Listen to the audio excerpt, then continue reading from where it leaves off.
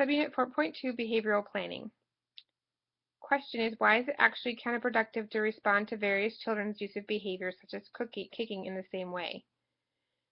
Because different children are behaving for different reasons. So responding in the same way is not responding to the different children's needs. For instance, if it's kicking out of fear, if you respond, then it's different if he's kicking out of anger or out of even in his mind defense.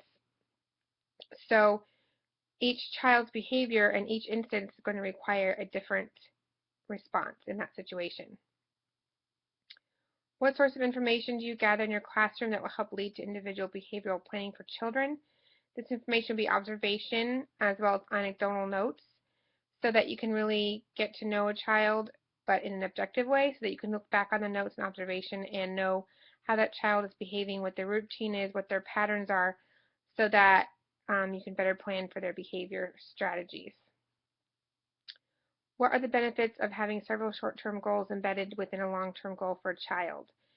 A long-term goal can be daunting for a child's behavioral plan, so I think short-term goals are easier to attain for the child as well as the teacher. You can see progress quicker and you can see success quicker, and so it's motivation to continue, as well as giving the child a rewarding sense of accomplishment in relating to how to control their behavior. What factors should be considered in choosing the most effective strategies for a child?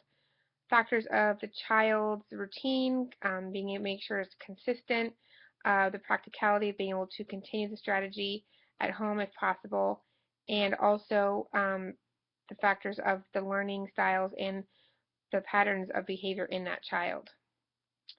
After a new strategy is applied, if a behavior actually gets worse, why does that indicate that the strategy may be working and will require patience in implementation?